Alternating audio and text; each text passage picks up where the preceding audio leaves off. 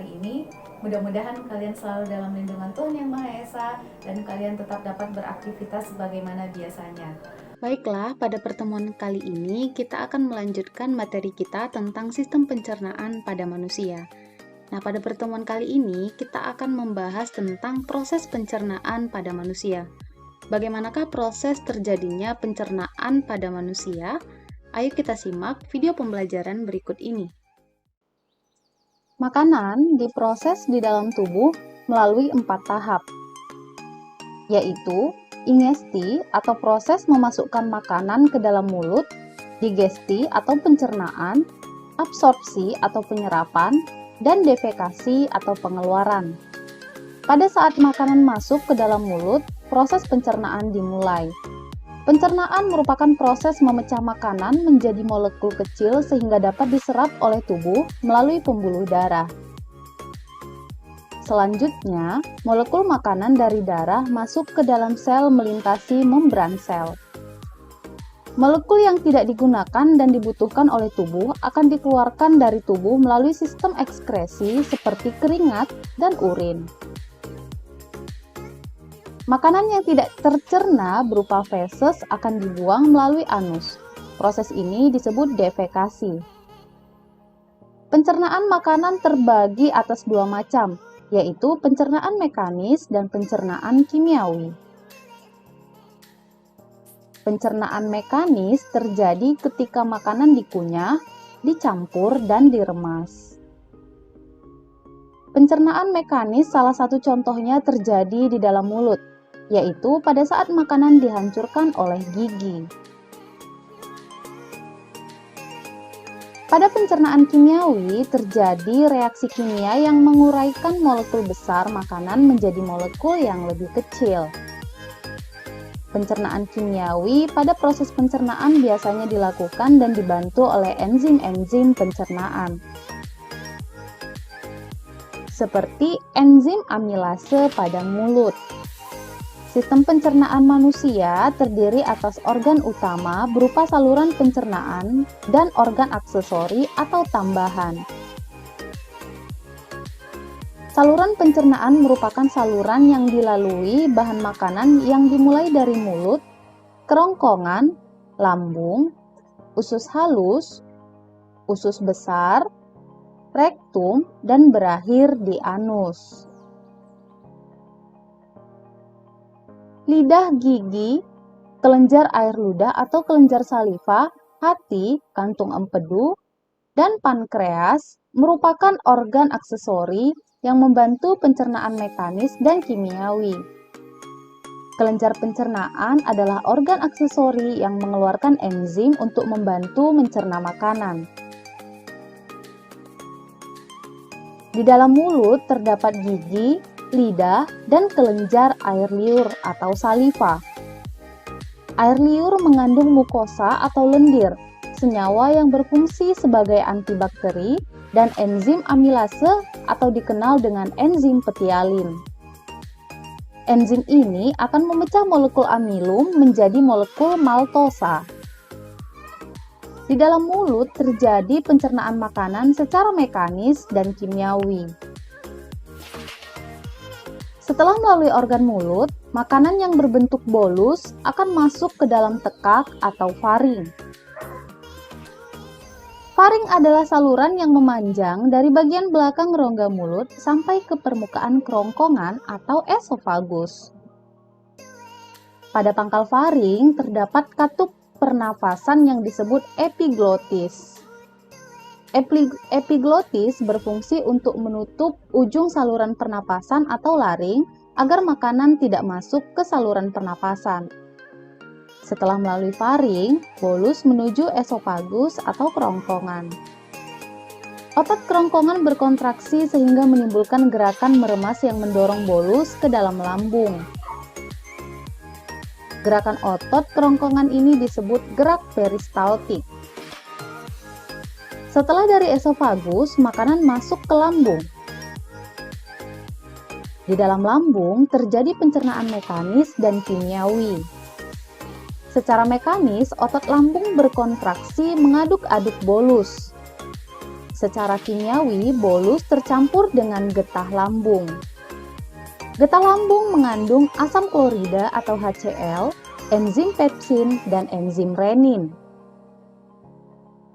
HCl berfungsi untuk menjadikan ruangan dalam lambung bersifat asam atau pH antara 1-3, sehingga dapat membunuh kuman yang masuk bersama makanan. Enzim pepsin akan menghidrolisis atau memecah protein menjadi pepton, atau campuran dari polipeptida dan asam amino. Enzim renin akan mengendapkan protein kasein yang terdapat dalam susu. Setelah melalui proses pencernaan selama 2-4 jam di dalam lambung, bolus menjadi bahan kekuningan yang disebut dengan chymus atau bubur usus. Chymus akan masuk sedikit demi sedikit ke dalam saluran usus 12 jari. Pengaturan ini dibantu oleh adanya sphincter, yaitu otot-otot yang tersusun melingkar antara lambung dan usus 12 jari. Usus halus memiliki panjang sekitar 8,25 meter. Usus halus terdiri atas 3 bagian, yaitu usus 12 jari atau duodenum dengan panjang sekitar 0,25 meter, usus tengah atau jejunum dengan panjang sekitar 7 meter, dan usus penyerapan atau ileum dengan panjang sekitar 1 meter. Dalam usus halus terjadi pencernaan secara kimiawi saja. Pada duodenum terdapat saluran yang terhubung dengan kantung empedu dan pankreas. Getah pankreas mengandung enzim lipase, amilase, dan tripsin. Enzim lipase akan mencerna lemak menjadi asam lemak dan gliserol. Amilase akan mencerna amilum menjadi maltosa. Tripsin akan mencerna protein menjadi polipeptida. Getah empedu yang dihasilkan hati akan mengemulsikan lemak, yakni membuat lemak agar larut dalam air. Pencernaan makanan dilanjutkan di jejunum. Pada bagian ini terjadi pencernaan terakhir sebelum zat-zat makanan diserap. Zat-zat makanan setelah melalui jejunum menjadi bentuk yang siap diserap. Penyerapan zat-zat makanan terjadi di ileum. Glukosa, vitamin yang larut dalam air, asam amino, dan mineral setelah diserap oleh villi usus halus akan dibawa oleh darah menuju hati dan diedarkan ke seluruh tubuh. Struktur usus manusia memiliki lipatan-lipatan, baik bagian luar maupun bagian dalam. Semakin luas bidang permukaan bagian dalam usus, semakin banyak villi yang terdapat, akan menyebabkan proses penyerapan yang terjadi juga akan semakin efektif.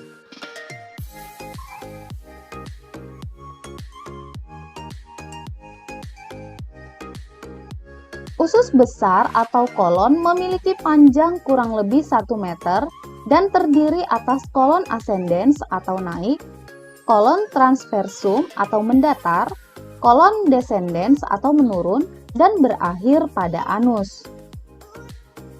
Di antara usus halus dan usus besar, terdapat usus buntu atau sekum. Pada ujung sekum terdapat tonjolan kecil yang disebut umbai cacing atau appendix, yang berisi massa sel darah putih yang berperan dalam imunitas.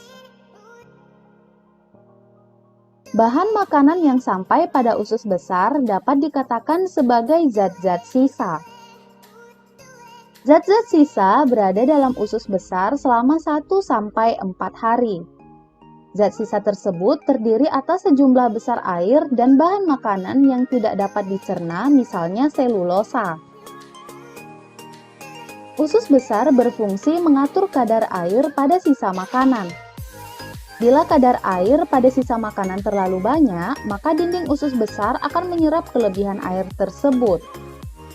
Sebaliknya, bila sisa makanan kekurangan air, maka dinding usus besar akan mengeluarkan air dan mengirimnya ke sisa makanan.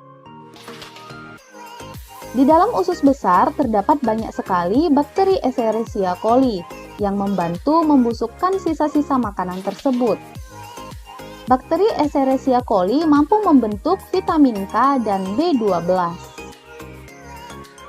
Sisa makanan yang tidak terpakai oleh tubuh beserta gas-gas yang berbau disebut tinja atau feses dan dikeluarkan melalui anus. Demikianlah pembelajaran kita pada hari ini.